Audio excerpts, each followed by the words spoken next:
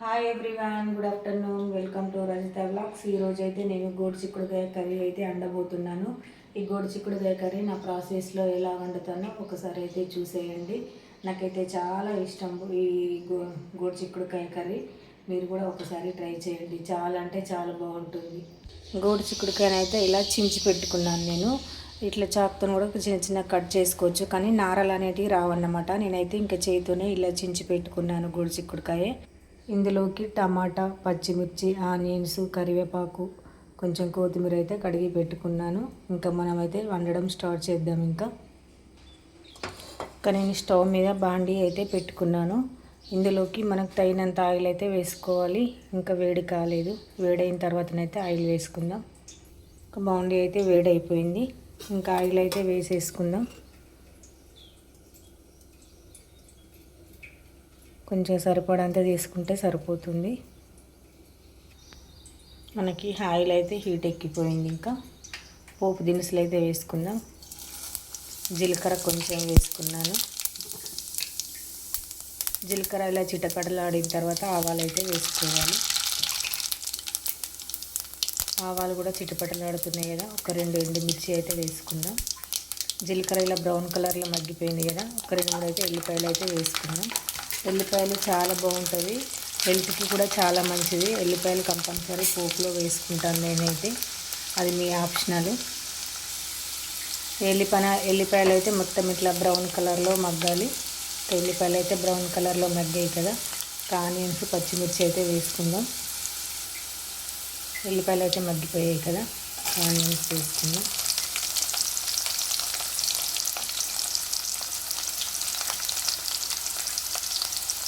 ఒక 2-3 అయితే పచ్చిమిర్చి వేసుకుందాం. మంచిగా కలుపుకోవాలి.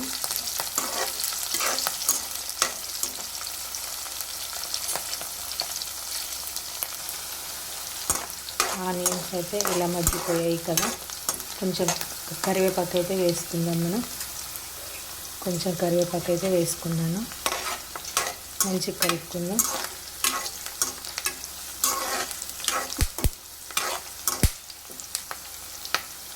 ఒక 1/2 మినిట్ అయితే మూత పెట్టేసుకుందాం.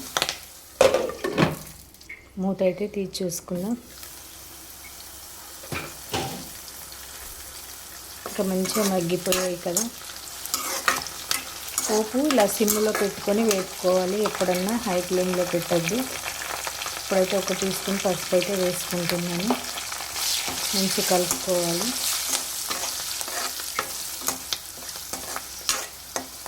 ఇది కొంచెం ఆయిల్లోనే మగ్గాలి.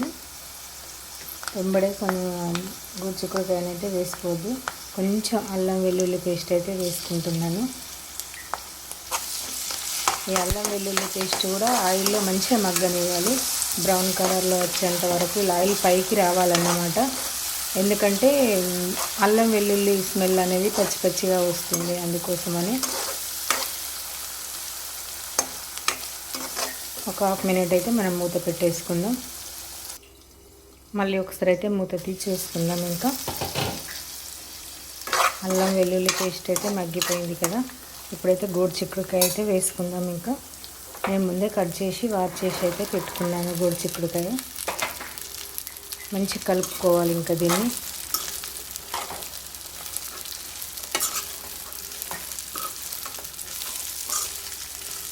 నాకు స్టాండ్ లేక ఒక చేతితో ఫోన్ పట్టుకొని ఒక చేతితో వంట చేయడం అంటే చాలా ఇబ్బంది అవుతుంది ఫ్రెండ్స్.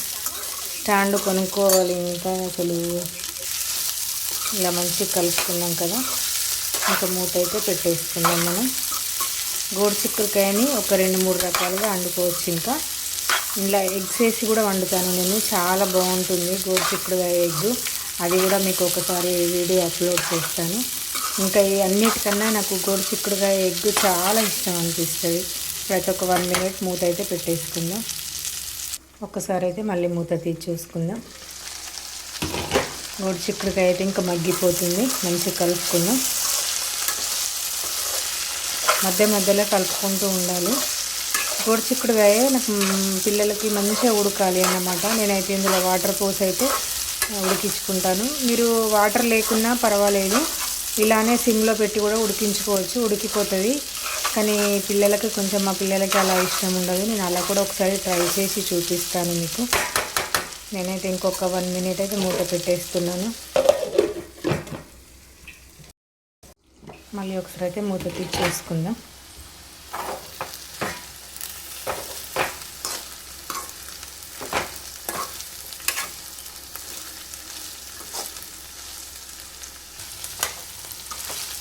ఆయిల్లోనైతే ఇలా మగ్గిపోయింది కదా. నేనైతే కొంచెం వాటర్ అయితే వేసుకుంటాను. వాటర్ వేసుకోకుండా సిమ్లో పెట్టి ఉడికించుకున్నా ఉడుకుద్ది. కాకపోతే పిల్లలు కొంచెం ఇంకా బాగా మంచిగా మెత్తగా ఉడకాలి మమ్మీ, నాకు ఇలా వద్దు అంటారు. కొంచెం గోరుచిక్కుడుకాయ బాగా లేతగా లేదు, కొంచెం ముదిరినట్టుగా అనిపించింది నాకు. అందుకోసం అయితే నేను కొంచెం వాటర్ వేసి అయితే ఉడికిస్తాను. ఫస్ట్ చూడండి ఒకసారి, వాటర్ అయితే కొన్ని వేసుకోవాలి. ఈ మాత్రం అయితే సరిపోతుంది. ఇంకా వాటర్, గోరుచిక్కుడుకాయ ఒక 60% ఉడికిన తర్వాతనైతే మనం ఉప్పు, కారము, టమాటా అన్నీ అయితే వేసుకుందాము. ఒకసారి అయితే మూత పెట్టేద్దాం. ఇంకా కూర అయితే చూద్దాం మనం ఇప్పటివరకు వచ్చింది. ఇప్పుడే అయితే ఉడకడం అయితే స్టార్ట్ అయింది. ఇంకొక 2 నిమిషాలు అయితే ఇలానే ఉడికించుకుందాం. ఇంకా ఒక్కసారి మూత అయితే తీసి చూసుకుందాం గోరుచిక్కుడుకాయ కర్రీ ఎక్కడి వరకు వచ్చిందో. ఇంకా కొంచెం అయితే ఉడికించుకుందాము. ఇంకొక ఒక 1.5 మినిట్ అయితే ఉడికించుకుందాం. ఇలానే ఇంకా హై ఫ్లేమ్లో పెట్టి అయితే ఉడికించుకుంటున్నాను. మూత అయితే పెట్టేసుకుని, ఇలా కూడా చాలా బాగుంటుంది టేస్ట్. కర్రీ అయితే మళ్ళీ ఒకసారి అయితే చూసుకుందాం. ఇంకా ఈ ప్రాసెస్లోనైతే వచ్చింది. ఇప్పుడు మనం టమాటా, ఉప్పు, కారం అయితే వేసుకుందాం.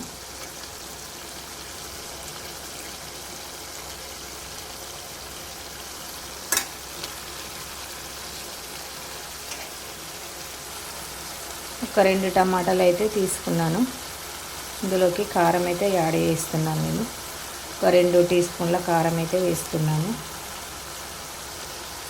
కూరకు తగినంత సాల్ట్ అయితే వేసుకోవాలి. ఒక 2 టీ స్పూన్ సాల్ట్ అయితే వేసుకున్నాను. సాల్ట్ అనేది నేను కారంలో ఎక్కువ కలపలేదు, అందుకోసమని మాకు సాల్ట్ అనేది అయితే ఎక్కువ పడుతుంది. ఇంకా దీన్ని అయితే మంచిగా కలుపుకోవాలి. టమాటా వేసినాకనే ఉప్పు, కారం ఎందుకు వేసుకుంటామంటే టమాటా అనేది త్వరగా మగ్గిపోద్ది అన్నమాట. అందుకోసమనే ఇంకా టమాటా వేసిన తర్వాతనే ఉప్పు, కారం అనేది యాడ్ చేస్తాను నేను. ఇప్పుడైతే మంచిగా కలుపుకున్నాం కదా. ఇంకా హై ఫ్లేమ్లో పెట్టి అయితే ఇంకా మూత పెట్టేసుకుందాం. టమాటా అనేది అయితే మంచిగా ఉడికిపోద్ది. ఇంకా మూత అయితే తీసి చూసుకుందాం. ఇంకా ఉడికిపోతుంది కదా. మళ్ళీ ఒకసారి అయితే కలుపుకుందాం. ఇంకా మంచిగా ఉడకనివ్వాలి. మంచిగా కలుపుకున్నాం కదా, ఇంకా ఉడకనివ్వాలి. హై ఫ్లేమ్లోనే ఉంచాను నేనైతే. టమాటా మంచిగా ఉడకాలి. ఇంకొక 2 నిమిషాలు అయితే పడుద్ది. మూత అయితే పెట్టేసుకుందాం. ఒకసారి అయితే మూత తీసి అయితే చూసుకుందాం.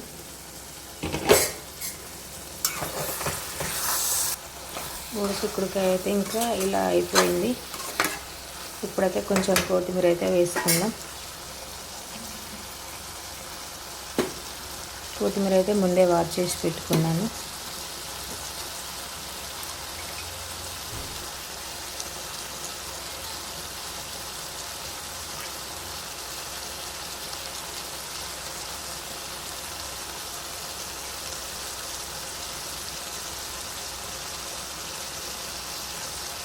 దీనైతే మంచిగా కలుపుకోవాలి. కొత్తిమీర వేసిన తర్వాత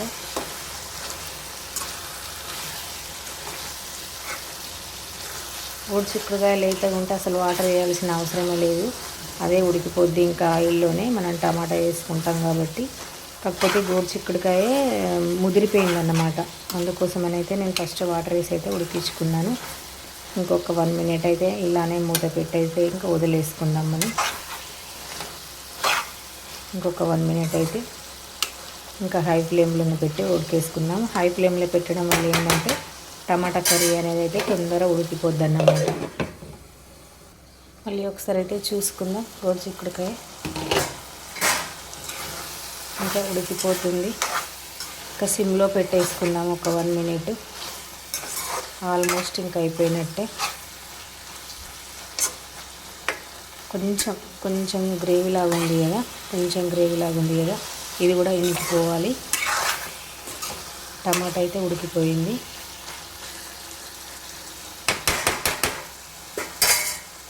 మూత అయితే పెట్టేసుకుందాం. సిమ్లో వదిలివేస్తున్నాను. ఇంకా ఒకసారి అయితే మళ్ళీ మూత తీసి చూసుకుందాం. ఇంకా ఆల్మోస్ట్ అయిపోయినట్టే. ఇంకా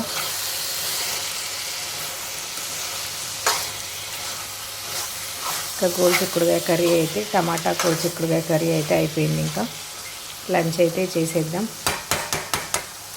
ఈ కర్రీ చపాతీలోకి, రైస్లోకి అయితే చాలా బాగుంటుంది. ఒకసారి ట్రై చేయండి. ఓకే, లంచ్ అయితే చేద్దాం రండి. ఇంకా గ్రేవీ లేకుండానైతే ఇట్లా టమాటా వేసి ఇలా వండుకుంటే చాలా బాగుంటుంది. ఒక్కసారి అయితే ట్రై చేయండి. చాలా బాగా వచ్చింది కదా. నాకైతే చాలా ఇష్టం ఈ గోరుచిక్కుడుకాయ కర్రీ. ఇంకా లాగించేయడమే. రండి ఇంకా లంచ్ చేద్దాం. అయితే చేద్దాం. అన్నం అయితే ఇంకా వేడి ఉంది. కర్రీ అయితే చూద్దాం. ఇంకా యమ్మీ గోరుచిక్కుడుకాయ కర్రీ చాలా బాగా వచ్చింది. ఇలా ఒకసారి ట్రై చేసుకోండి ఫ్రెండ్స్. చపాతీలోకి, రైస్లోకి అయితే చాలా అంటే చాలా బాగుంటుంది. ఇంకా నేనైతే లంచ్ చేసేస్తాను. ఇంకా ఎలా ఉందో చూస్తాం.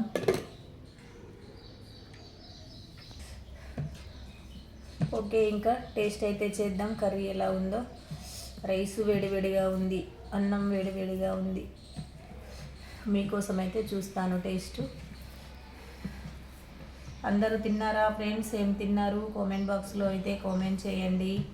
కొత్తగా నా ఛానల్ చూసేవారైతే ఛానల్ని సబ్స్క్రైబ్ చేసుకోండి ఫ్రెండ్స్.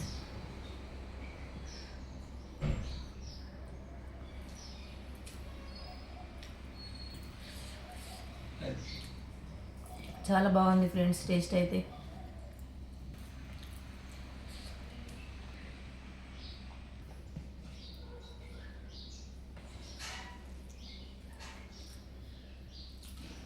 ఓకే ఫ్రెండ్స్, చాలా బాగుంది.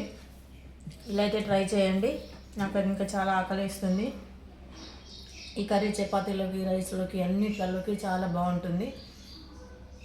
కొత్తగా చూసే వాళ్ళైతే నా ఛానల్ని సబ్స్క్రైబ్ చేసుకోండి ఫ్రెండ్స్. ఈ వీడియో మీకు నచ్చినట్లయితే కనుక కామెంట్ బాక్స్లో కామెంట్ చేయండి. ఓకే ఫ్రెండ్స్, మరి బాయ్.